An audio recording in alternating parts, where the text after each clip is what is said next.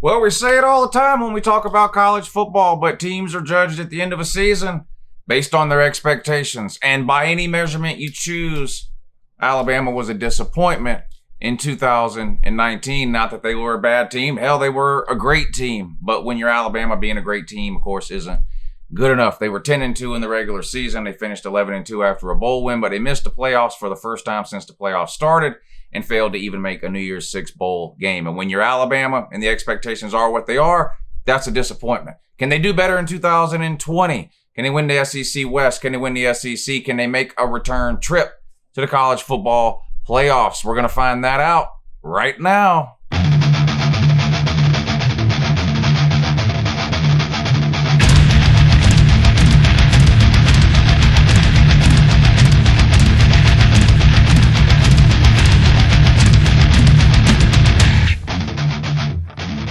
Hey, good morning. It's Uncle Lou here. Yeah, that's right. It's me, Uncle Lou, and I'm live for you on YouTube today. Thanks for watching. I really appreciate it also. And to an addition to that as well, hey, subscribe to this channel if you're not already. I post college football videos almost every single day of the year. Some of them are even watchable. You can let me know in the comments down below whether you think this one is watchable or not. Shout out to Randall A over on the Uncle Lou Patreon page. He suggested that I do this Alabama preview and prediction. So Randall, thank you for all the support you've shown me over on the Patreon page. Sure, it means the world to me. There's a link in the description of this video down below. If you'd like to support the channel, it would mean a lot to me. Click the link to that Patreon page. It'll take you over there. You can get yourself signed up. Every member of the Patreon page is picking these teams that I'm doing the previews and predictions on. So Randall, thank you for suggesting Alabama, and I hope you enjoyed today's video, sir. All right, the Alabama Crimson Tide 2020. Now today is June 8th as I'm recording this video, so we are less than 3 months away now from the start of the college football season. Most teams have started to return to campus now for the quote-unquote voluntary workouts, which we all know what that means. Voluntary is just code for mandatory if you plan on wanting to play this season. So the players are starting to show up. Everybody's starting to get back into shape with these voluntary workouts. It looks like we're heading towards a quote-unquote normal start to the season, which is great news because Alabama kicks things off with a pretty big non-con matchup in week 1 against Southern Cal, which we will get to when we preview the schedule and predict the record here towards the end of the video. Don't forget about the live shows we're doing on the channel. The live shows have moved to a second channel, so there'll be a link down there that'll take you to the second channel, but I do a call-in show every Tuesday and Thursday night at 10 p.m. Eastern. Uncle Lou After Dark, the college football call-in show. It's YouTube's longest-running college football call-in show. We have a great time on that show. We do some fan versus fan debates, all kinds of stuff. It's a great show. Check it out if you haven't. Uncle Lou on YouTube, the second channel for the live shows. It's in the description down below. Nick Saban returns in Tuscaloosa for, is this his 14th year now? Been there since 2007, right? Brief recap, not that anyone needs it, but of course Alabama went 10-2 last year with losses to eventual national champion LSU and a loss in the Iron Bowl to Auburn, one of the greatest games of the season last year, a back and forth game, an amazing game. It didn't turn out well if you're an Alabama fan, but for the rest of us, it was a great game to watch. So you finished the regular season 10-2, coming up a little bit short in the SEC West, and also missing out on a New Year's Six bowl, which was a little surprising. You ended up playing Michigan in the Citrus Bowl. You handled them without a problem. 10-2, a great season for most teams, right? Not the case for Alabama. You go back and look at their record over the last 3 years, right? Starting with last year at 10-2, 14-1 before that, then 13-1, then 14-1. 14-1, 12-2, 11-2, 13-1. That's their string of their last 5, 6, 7 seasons. Not very many 2-loss seasons in there. You got to go all the way back to 2010 to find a time where Alabama had 3 losses in a season. And of course, going back to Nick Saban's first year, 2007, a 6-loss season, his first year in Tuscaloosa. So Alabama's just been on an absolute roll. I mean, if you've been, that's not news to anybody. If you're even a casual college football fan at all, you know how dominant Alabama has been over the last 10 or 12 years. So to see them go 10-2, not win the division, miss out on the playoffs in a New Year's Six bowl was a little bit disappointing and surprising. Now, there's some reasons we can point to for that. Some injuries, playing a lot of young players on defense. Tua goes down late in the season. So there are some things you can point to as sort of a reason as why maybe if things had gone a little different, they wouldn't have been 10-2. But the reality is, you know, injuries happen in college football. You never like to see them, but Alabama was definitely not the only team to get hit with injuries last year. Their defense gave up a lot of rushing yards. last year, which was something weird to see from a Nick Saban team. We'll get into a little bit of that when we talk about the defense. But anyway, recruiting-wise, this is something I like to do in these videos. I like to take a look at the last 4 recruiting classes. That gives you a general idea of the overall talent that a team has, right? Generally speaking, a team's roster is made up primarily of the last 4 recruiting classes, and this falls into the category, again, of if you've been paying any attention at all, you can probably guess where Alabama ranks in terms of team talent and where their recruiting has been over the last few years. But we'll just go through the last 4 classes real quick, starting with 2020, the most recent class that just signed in February. They finished 2nd in the nation and 2nd in the SEC behind UGA. 2019, they were 1st in the nation, 1st in the SEC. 2018, 5th in the nation, 2nd in the SEC behind UGA again. 2017, 1st in the nation, 1st in the SEC. Talent, not an issue on Alabama's roster. They're absolutely loaded. When the worst recruiting class you've had nationally over the last 4 years is 5th, you're doing a pretty good job on the recruiting trail, 1st or 2nd every single year within the SEC. And again, this is not a surprise to anybody who's been paying any attention at all to college football. They don't rebuild at Alabama under Nick Saban. They just continually reload. Now, sure, every once in a while, they lose an elite transformational player that may not be able to be replaced immediately the following year. But more times than not, no matter how good a player is at Alabama, when they leave eventually to go to the NFL or graduate or whatever the case, there's 1, sometimes 2 guys waiting right behind them who are as good and or maybe even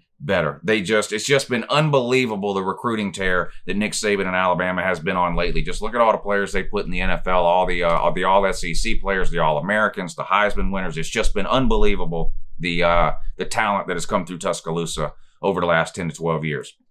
Taking a look specifically at the 2020 class and which of those players may have an impact in this season, true freshman that might actually play. Of course, Bryce Young is the big wild card, right? A very highly rated dual threat quarterback comes to Tuscaloosa. Mac Jones is a returning starter at Alabama, sorta. He was the backup last year right behind Tua, but he did play at the end of the year when Tua went down. Mixed reviews on Mac Jones. I don't think anyone thinks he's Tua, right? But he's a really good quarterback. Now, he catches a lot of heat and gets some blame on that Auburn loss because, of course, he threw the 2 pick sixes there. But overall, if you take a look at Mac Jones and what he did in his numbers, they're far from terrible. In fact, they're pretty good. Will Bryce Young be able to supplant him as the starter?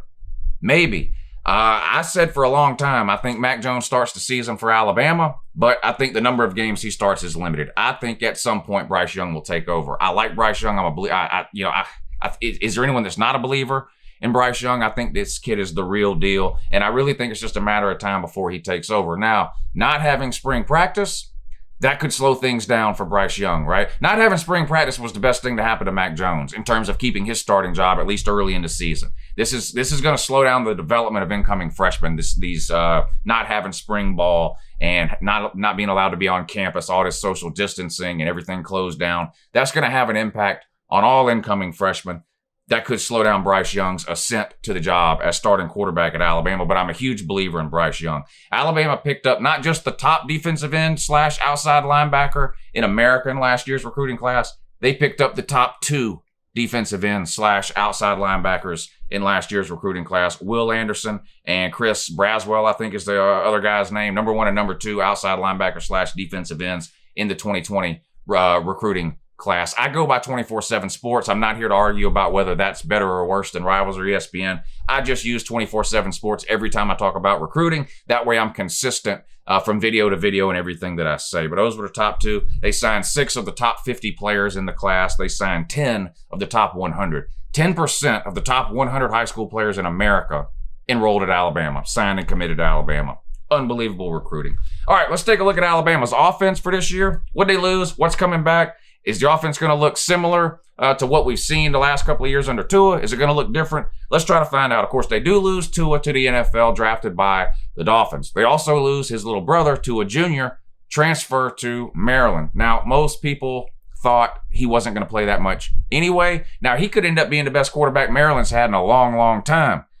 That could be true, and it could also be true that he wasn't good enough to play at Alabama. Mac Jones and Bryce Young are both good quarterbacks. It could be that Tua was just lost in the shuffle there, and it's probably the best move for him if he didn't think he was going to be able to break through to go ahead and transfer out. So he's gone to Maryland. So that pretty much leaves you with Mac Jones and Bryce Young as your two options at Alabama at quarterback heading into the season. And like I said a moment ago, I do believe Mac Jones gets to start for Alabama week 1 against Southern Cal. I think Bryce Young will play. He may play a lot. And at some point in the season, I would not be surprised if the starting job transitions from Mac Jones to Bryce Young. If you go back to 2017, Hurts was the starter. Tua was the all-world incoming recruit, right? He played sparingly during the season, played in a lot of mop-up time, and then we all remember what happened in the national championship game against my Georgia Bulldogs, right? Hurts was struggling. Alabama was getting dominated at halftime. They come out in the third quarter. They put Hurts on the bench. They put Tua in. Tua takes over. Alabama wins the game. We all remember that, right? I don't think Nick Saban's going to have to wait that long to try that same move again. Not that Alabama would be in a position where they were losing, but the point that I'm making is defensive-minded head coaches tend to be conservative in nature. Kirby is this way too. Saban is the same way. They're going to give a lot of weight to experience, and that benefits Mac Jones right now. But given what happened when he did finally pull the trigger with Tua in 2017, I think that makes it much more likely that we see Bryce Young earlier in 2020 as opposed to later. I do think he will take over the starting job at some point. So Mac Jones, Bryce Young, Tua Jr. gone. That's your quarterback situation. Running back, big surprise here, I think, when Najee Harris decided to come back for his senior year. Probably would have been a first, maybe a second-round draft pick. Definitely would have been one of the first 3 or 4 running backs taken, right? He would have been in the same discussion with people like DeAndre Swift and the guy from Ohio State. I'm drawing a blank on his name now. Jonathan Taylor from Wisconsin. These guys, DeAndre Swift, all those guys. He decides to come back for his senior year. That's huge for Alabama. That is huge for Alabama, especially if they decide to go with the young guy, Bryce Young, at quarterback. What a great security blanket to just be able to turn around and hand it off to Najee Harris 15 or 20 times a game. This guy's an absolute animal. 6'2", 230 pounds. He can run over you. He can run around you. He can outrun you. 20 total touchdowns last year. He can catch out of the backfield too, so he's not a one-trick pony. You do have some running backs these days that, you feel like you have to take them out on third down. Not the case with Najee Harris. The guy can play all 3 downs. Definitely the best running back in the SEC heading into the 2020 season. And I don't think you can overestimate how important it is for the Alabama offense to have him back in 2020. Wide receiver position, of course, they lose probably one of the best wide receivers they have had in a while, Jerry Jeudy, right? He's a Julio Jones type of guy. He's a Calvin Ridley type of guy. He's that good. Losing him, not going to be easy to replace, but don't feel sorry for Alabama. They're loaded with talent at the wide receiver position. They get the other 2 back, Devontae Smith and Jalen Waddle. Devontae Smith, 1,256 yards last year, 14 touchdowns. The guy's uncoverable, a home run hitter. Same thing with Jalen Waddle, 560 yards last year, 6 touchdowns. That's probably going to double this year. I don't think anybody would be surprised to see that happen. And then on the offensive line, 4 of the 5 starters return. I mean, it can't get much better offensively for Alabama than what you're going to see in 2020, especially if Bryce Young ends up being anywhere close to what a lot of people think he will be. 4 to 5 starters return on an offensive line that probably 3 of those are NFL players at least, maybe 4 of them. Could be that all 5 of them end up being NFL players. They're loaded with talent on their bench at the offensive line position, so filling that 5th spot, not going to be hard for Alabama to do. Their offense is going to be absolutely unbelievable again in 2020. Now we turn over to the defense, which of course was their Achilles heel last year, and very weird to see a Nick Saban team really the last couple of years struggle defensively at times, particularly against the run. Very odd to see that from a Nick Saban team.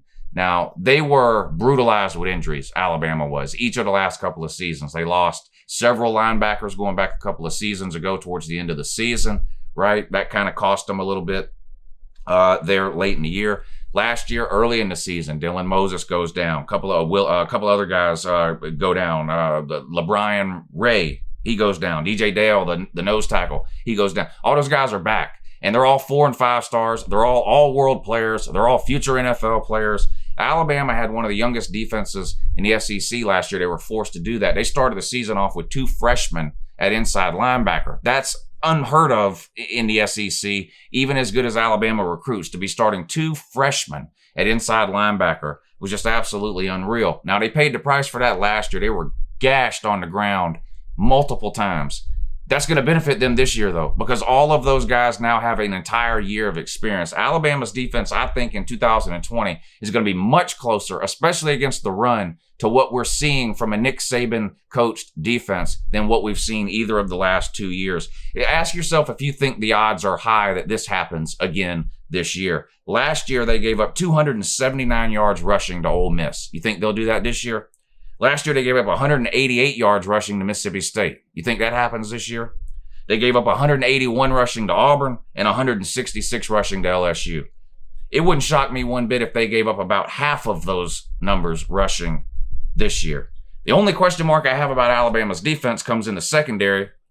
And again, check the recruiting. It's not a talent question, but it is an experience question. They're going to have a very young and inexperienced secondary in Tuscaloosa this year, which makes that Southern Cal game particularly interesting to me. I do think Alabama's a much better team top to bottom than Southern Cal, but Southern Cal, I think, is going to come out and try to sling the ball around a ton in that game because I do not think Southern Cal is going to be able to run on Alabama at all. I think they're going to sling that ball around. We're going to find out how good this secondary is, I think, pretty early on this year when they take on the Trojans in that week 1 matchup.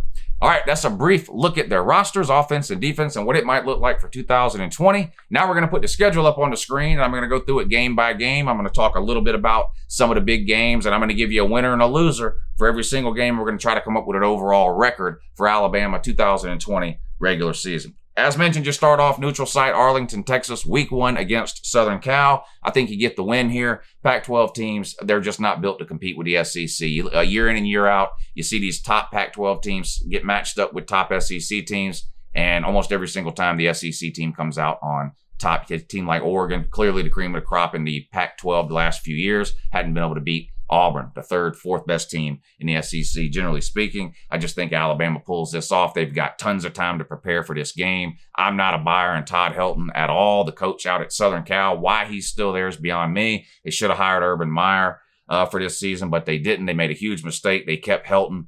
He has no chance against Saban in this game, in my opinion. Maybe if this game's in the middle of the year and each team gets 1 week to prepare, that sort of narrows the coaching advantage a little bit. But with all offseason basically to prepare for this game, there's just no way I can go with Southern Cal. You look at these games that Alabama has played week 1 over the last several years, even when they have played bigger name teams, very few of these games have been competitive or close. I honestly find a hard time finding a way that this one would be either. Unless Alabama's secondary really struggles and Southern Cal is able to move up and down the field through the air at ease, this one could get away from Southern Cal. But I've got Alabama picking up the win week 1. You're starting out 1-0. Week 2, you play our old buddies, Georgia State. That's right, Georgia State of Tennessee Vol fame. Tennessee, of course, famously paid Georgia State a couple $1 million to come into Knoxville and whip their ass last year for no reason. One of the most embarrassing losses within the SEC that we've seen in a long, long time. Shout out to all my Tennessee fans, though. This is a new year. It's the offseason. You're going 15-0 again? Yeah, we already know.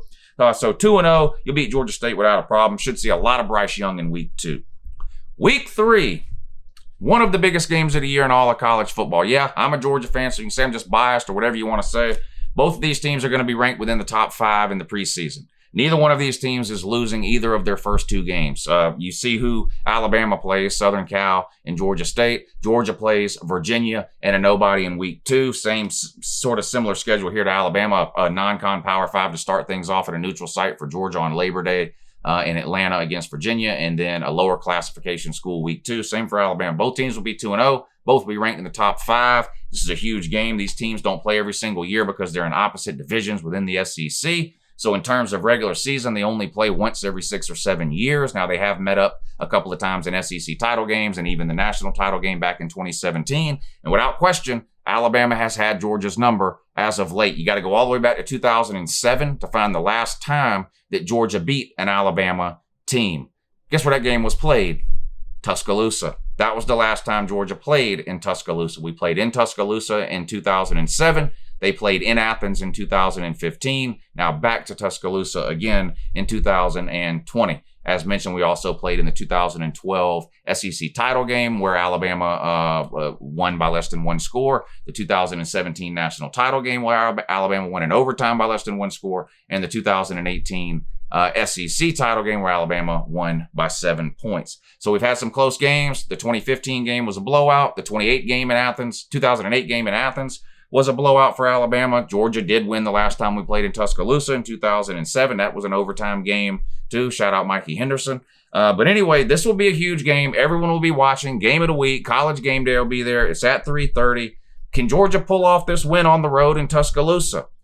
I don't know. Kirby has really struggled on the road against the SEC West. Going back to his first year in Athens, which was 2016, he lost on the road to Ole Miss. In 2017, he lost on the road to Auburn. In 2018, he lost on the road to LSU, making him 0-3 on the road against the SEC West. In 2019, Kirby finally picked up his first win on the road against the SEC West, beating Auburn late last year on the road at Jordan-Hare.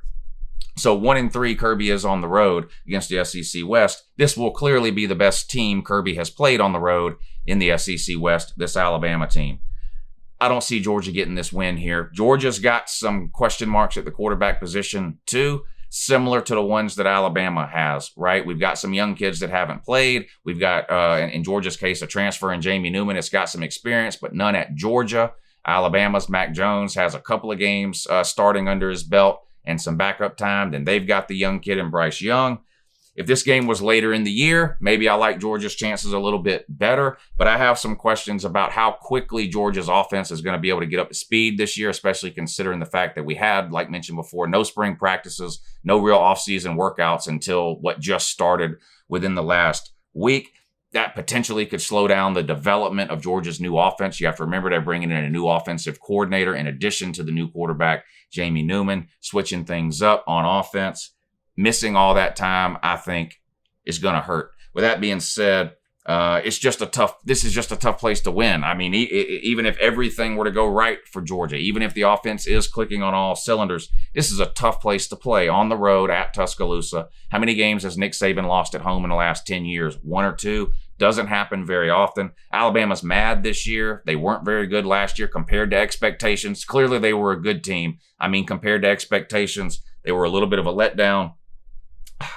I just think Georgia catches Bama in a bad spot here in terms of or Georgia. I can't pick Georgia to win. I'm a Georgia fan. I'd love to see Georgia win this game. I do think Georgia has a chance to win. What will the spread on this game be? Probably 5 or 6 points would be my guess. The spread would be. Georgia's defense is going to be absolutely unbelievable. We get almost everybody back from the best defense in the SEC last year. But again, early in the season, how well is Jamie Newman going to play? Is the offense going to be clicking on all cylinders this early in the season? Right now, it's just too early for me to predict an upset here. I think Alabama gets the win at home. They're 3-0. Kent State, another non-con game at home. You'll win that. Shout out Mark Rogers TV, by the way. The most famous Kent State alumni that I'm aware of. Shout out to Lou Saban, too. Or did he go to Wichita State? Doesn't matter. Shout out Lou Saban, though. So you'll get a win. You're 4-0. On the road at Ole Miss. Potentially interesting game here because of Lane Kiffin, right? Things a little rocky between Nick Saban and Lane Kiffin during the end of Lane Kiffin's tenure as offensive coordinator at Alabama, but that was a long time ago, and these are grown-ups and adults. Well, in the case of Nick Saban, he's a grown-up and adult. Lane Kiffin, the jury is still out on him. I do think this is an interesting game because I think Ole Miss has some talent. They've got some quarterback talent. They've got some defense talent. They've got some wide receiver talent. Now they have some key holes, and they're obviously not as good of a team as Alabama. Lane Kiffin's first year there. I don't think I can pick Ole Miss to win this game, but possible trap game, upset alert. Clearly it would be a huge upset. I'm picking Alabama to win. I'm just saying, I just think it's an interesting game. I mean, at the end of the year, if you look back and I tell you, hey, Alabama went 11-1, and they lost on the road in a close one last minute at Ole Miss, I don't think it would be the most shocking thing you've ever heard of or seen happen in college football. I don't think I can predict it in this video here, but I just think it's an interesting game to keep an eye on. But I've got you winning. You got back-to-back road games, actually. After Ole Miss, you got to travel to Arkansas. They're just miles away from mattering. I mean, listen, Sam Pittman's a nice guy, best offensive line coach in America.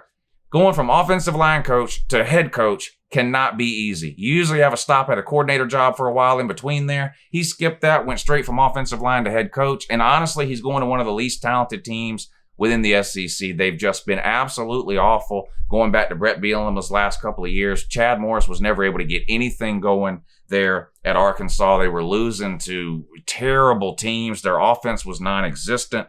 They just have a lot of issues there. I'm not here to say that Sam Pittman can't get that turned around or fix that or turn Arkansas into a pretty good team, but I am here to tell you he can't do it this year. The talent is just not there. You may look back in 20 years and go, wow, Sam Pittman was the greatest coach of all time. It won't be because of anything that happens this year. They just don't have the horses at Arkansas. Alabama will get a huge win there. They'll win by as much as they want to. Then you come back home and you take on a Mississippi State team. Another interesting game, I think, because of the coaching matchup.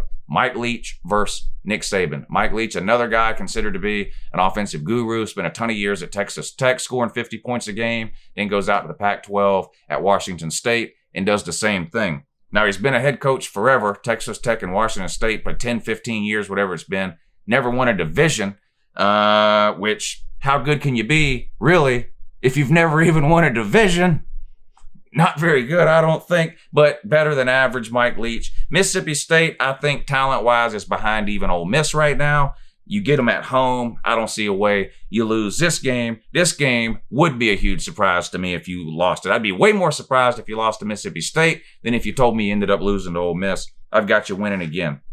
Now you go on the road to Tennessee. Now, I've already done a Tennessee. No, I haven't. Have I done the Tennessee version of this video? No, I haven't done Tennessee one yet. I did the Florida one. You go on the road and play Tennessee. The story for Tennessee, to me, in 2020 really comes down to this. There are 4 huge games on Tennessee's schedule. Oklahoma, Alabama, Florida, and Georgia. Can they win one of those 4 games? That's my only real question about Tennessee this year. I think Tennessee's at a point, especially the way they finished last year, winning 5 or 6 games in a row. I'm not interested in seeing Tennessee going out and beating Kentucky, Vandy, South Carolina, or Mizzou. I expect that to happen from Tennessee this year. I want to see how close is Tennessee to being back to where they want to be. I don't think they are, but how close are they, right? Are they going to get blown out by all 4 of those teams? Can they beat one of those 4 teams? Can they keep any or all of these games close into the second half or the fourth quarter? Can they have a second half lead in some of these games? Those are the things I'll be keeping an eye on. Tennessee fans really want to win one of those 4 games. They really want it to happen. I think it's possible it does happen. They win one of those 4. Not this one, though. I've got Alabama winning on the road at Rocky Top. All right, that takes you into your bye week. And you come out of your bye week and you have 4 games to close out your season. Up first, on the road, rematch, revenge at LSU. LSU, talent-wise, it's a similar story to, Georgia, Alabama, Ohio State. These teams that just recruit in the top 5 or 6, it seems like, every single year. They're going to put half their team in the NFL. They're loaded with talent on both sides of the ball. There's no obvious weaknesses.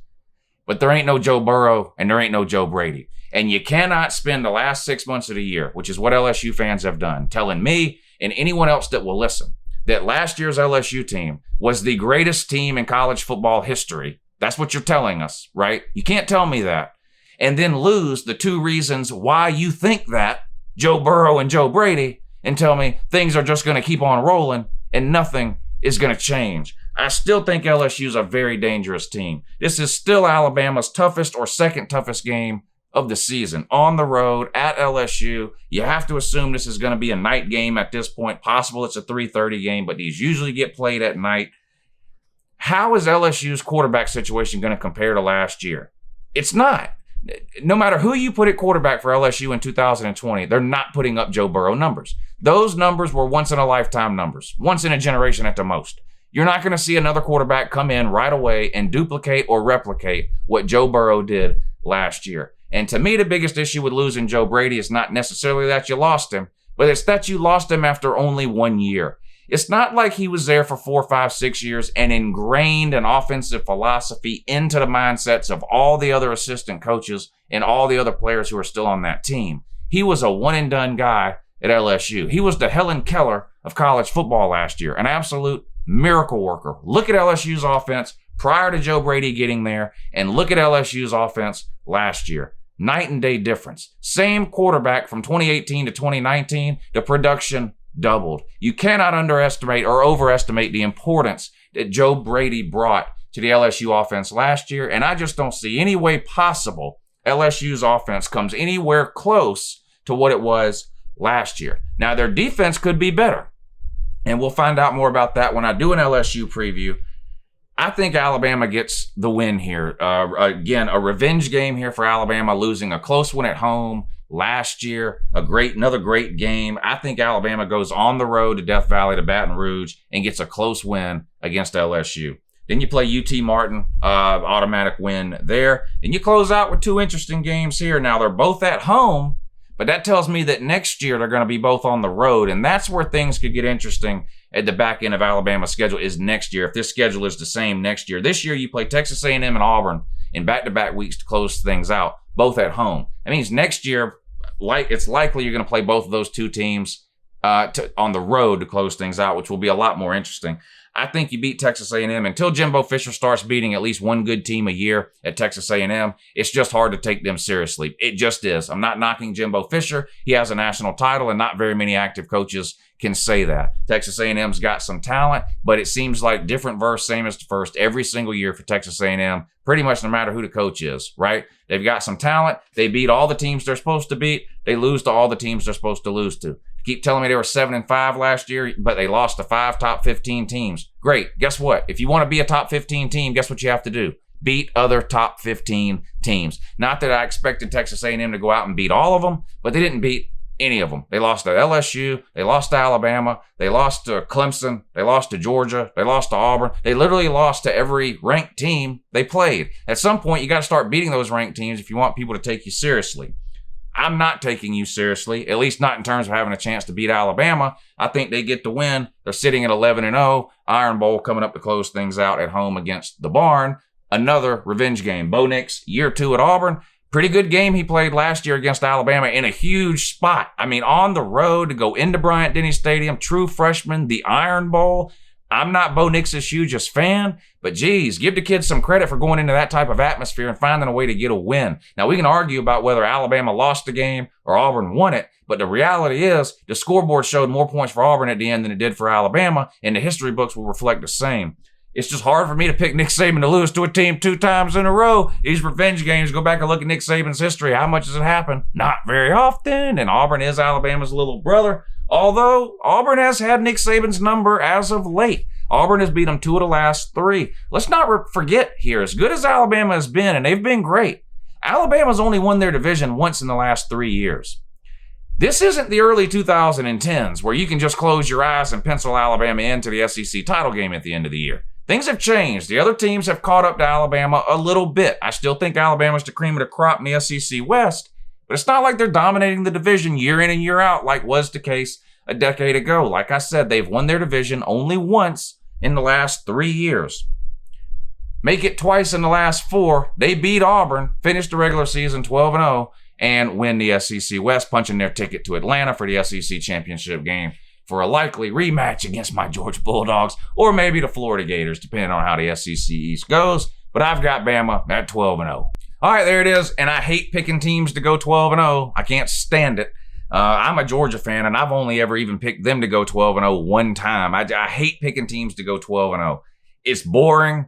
Clearly, Alabama will be a favorite in all 12 of those games, but keep in mind that we see upsets in college football every single week. Big, small, in the middle, doesn't matter. We see upsets all the time. Could we see one on Alabama's schedule in 2020? We could. LSU is obviously a tough game.